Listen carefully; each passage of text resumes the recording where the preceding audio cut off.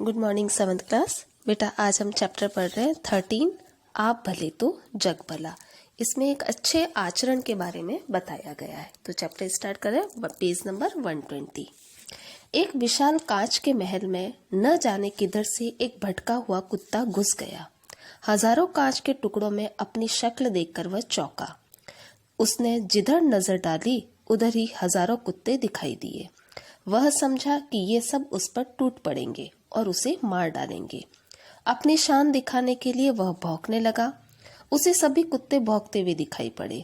उसकी आवाज की ही प्रतिध्वनि उसके कानों में जोर जोर से आती। उसका दिल धड़कने लगा और वह जोर से भौंका। सब कुत्ते भी अधिक जोर से भौंकते दिखाई दिए।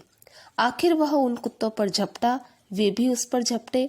बेचारा जोर जोर से उछला, कूदा, भौंका और चिल्लाया। अंत में गश खाकर गिर पड़ा। गश यानी बेहोश होकर गिर पड़ा। कुछ देर बाद उसी महल में एक दूसरा कुत्ता आया।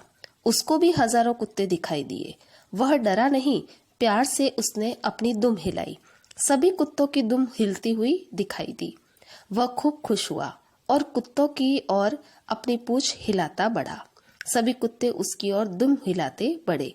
वह प्रसन्नता से उछला, कूदा, अपनी ही छाया से खेला, खुश हुआ और फिर पूंछ हिलाता हुआ बाहर निकल गया।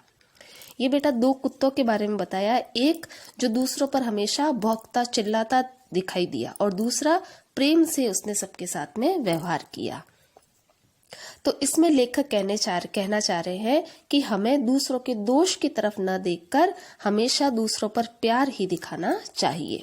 अब आगे लेखक कहते हैं, जब मैं अपने एक मित्र को हमेशा परेशान, नाराज और चिड़चिड़ाते देखता हूँ तब इसी किस्से का स्मरण हो जाता है। स्मरण यानी याद हो जाता है।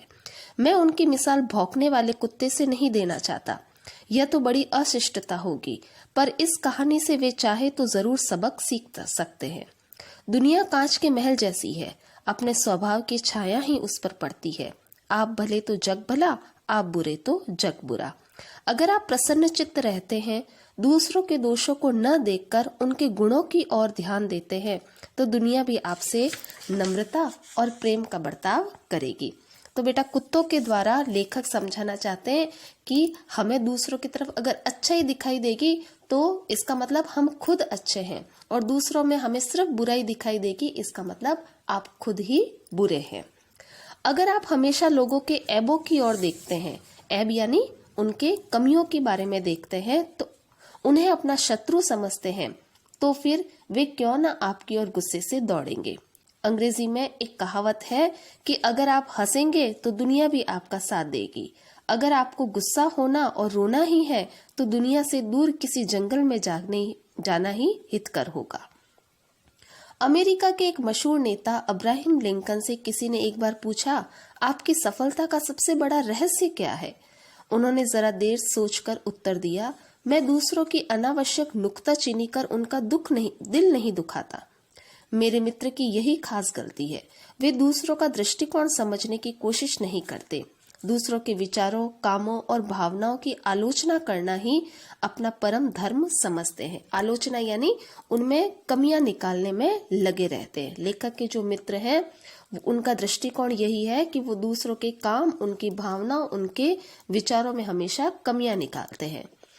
उनका शायद ये ख्याल है कि ईश्वर ने उन्हें लोगों को सुधारने के लिए ही भेजा है, पर वे ये भूल जाते हैं कि शहद की एक बूंद ज्यादा मक्खियों को आकर्षित करती है बजाय एक सेर जहर के।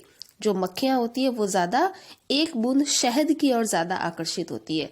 ऐसा नहीं है कि खूब सारा 2 किलो अगर जहर रख दिया तो वहां पर मक्खियां नहीं आएगी, लेकिन अगर एक बूंद भी अगर शहद है तो वहां पर मक्खियां आएगी। कहने का मतलब अगर हम किसी से अच्छा बर्ताव करेंगे, मीठा बोलेंगे, तो सभी हमारी ओर आकर्षित होंगे। दुनिया में पूर्ण कौन है? हर एक में कुछ न कुछ त्रुटियां रहती है। प्रत्येक व्यक्ति से गलतियां होती है। फिर एक दूसरे को सुधारने की कोशिश करना अनुचित ही समझना चाहिए। दूसरों को सीख देना तो बहुत आसान काम है, अपने ही आदर्शों पर स्वयं अमल करना कठिन है। अगर हम अपने को सुधारने का प्रयत्न करें और दूसरों के अवगुणों पर टीका टिप्पणी करना बंद कर दें तो हमारे मित्र जैसा हमारा हाल कभी नहीं होगा।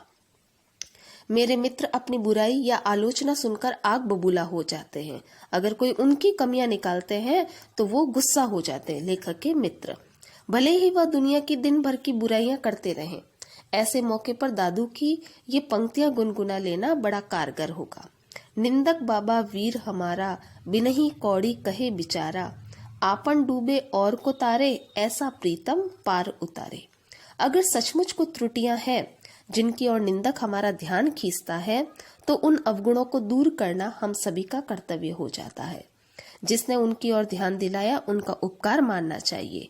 एक दिन एक सज्जन से कुछ गलती हो गई। हमारे मित्र तुरंत बिगड़कर बोले, देखिए महाशय, ये आपकी सरासर गलती है, आइंदा ऐसा करेंगे तो ठीक नहीं होगा।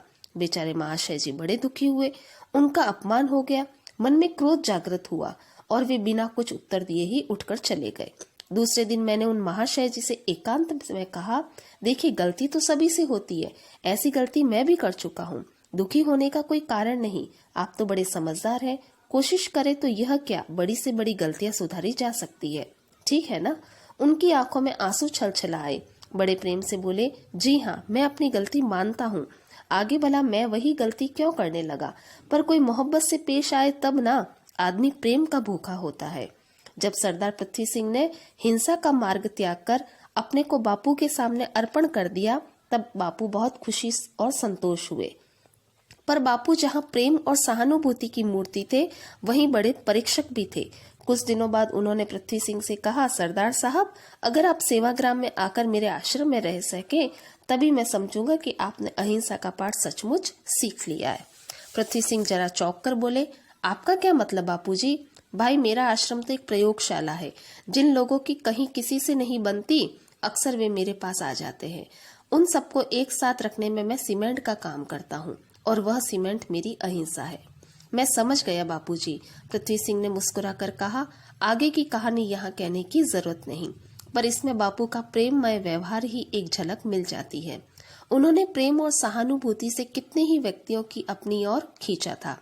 बापू कड़ी से कड़ी आलोचना कर सकते थे और करते भी थे, पर हंसकर, मीठी चुटकियां लेकर, अपना प्रेम दर्शाकर। ये बापू की एक कहानी बताई है कि वे हमेशा प्रेम और सहानुभूति से लोगों को बदलते थे। अब अमेरिका के मशहूर लेखक इमर्सन की एक घटना याद आती है। उन्हें गाय पालने का शौक था, इसलिए गाय और नन्हे बछड़े उनके मकान के पास एक कुटी में रहते थे। एक बार जोर की बारिश आने वाली थी। सभी गायें तो झोपड़ी के अंदर चली गई, पर एक बछड़ा बाहर रह गया। इमर्सन और उनका लड़का दोनों मिलकर उस बछड़े को पकड़कर खींचने लगे और कुटी में ले जाने लगे। जैसे जैसे उनको खींचना शुरू करते, बछड़ा अपनी सारी ताकत लगाकर पीछे हटने लगता। बेचारे इमर्सन बड़े परेशान हुए। इतने में उनकी बूढ़ी नौकरानी उधर से निकली। जैसे ही उन्हें यह तमाशा देखा, वह दौड़ी दौड़ी आई और अपना अंगूठा बछड़े के मुंह में प्यार से डालकर उसे झोपड़ी की तरफ ले जाने लगी। बछड़ा चुपचाप कुटी के अंदर चला गया। तो इस तरीके से जैसे इमर्सन ने उसको धक्का देकर बछड़े को अंदर डालना चाहा, लेकिन वो नहीं गया। लेकिन जैसे ही प्यार से उसके मुंह से अंगूठा डाला और वो प्यार से अंदर चला गया। वह अनपढ़ नौकरानी किताबें और कविता लिखना नहीं जानती थी, पर व्यवहार कुशल अवश्य थी। जब जानवर भी प्रेम की भाषा समझते हैं, तो मनुष्य क्यों नहीं समझेंगे। कल हमारे मित्र का रसोइया बिना खबर दिए ही चला गया। बेचारा करता भी क्या, सुबह से शाम तक उसको महाशय की डांट खानी पड़ती थी। तूने आज दाल बिल्कुल बिगाड़ दी, उसमें नमक बहुत डाल दिया। अरे बेवकूफ, तूने साग में नमक ही नहीं डाला, ये जली रोटी कौन खाएगा, आदि की झड़ी लगी रहती थी। जब कोई चीज बिगड़ जाती तो उसे दिल खोलकर डांटा जाता, पर अच्छा भोजन बनने पर उसको तारीफ के 2 शब्द भी नहीं बोले जाते थे। बेचारा कुछ रुपए का नौकर यंत्र नहीं बन सकता। तंग आकर भाग जाने के सिवा और क्या चारा था। कहने का मतलब यह कि उसकी किसी से नहीं बनती, न मित्रों से, न ऑफिस में कर्मचारियों से और न घर में नौकरों से। उस पर भी वे जिंदगी और विचारों से पूरी तरह संतुष्ट हैं। वे मानते हैं कि उनका जीवन आचार और विचार आदर्श है। ग्रीस के महान संत सुकरात ने एक बात बड़े पते की कही, जो मनुष्य मूर्ख है और जानता है कि वह मूर्ख है और ज्ञानी है, पर जो मूर्ख है और नहीं जानता कि वह मूर्ख है, वह सबसे बड़ा मूर्ख होता है। अच्छा हो सुकरात के इस विचार को मेरे मित्र अपने कमरे में लिखकर टांग ले, पर उनसे यह कहने का साहस कौन करे। तो बेटा इस कहानी से यही शिक्षा मिलती है कि हमें दूसरों को बदलने से पहले स्वयं को बदलना चाहिए, हमेशा दूसरों के साथ प्यार से बर्ताव करना चाहिए। Thank you.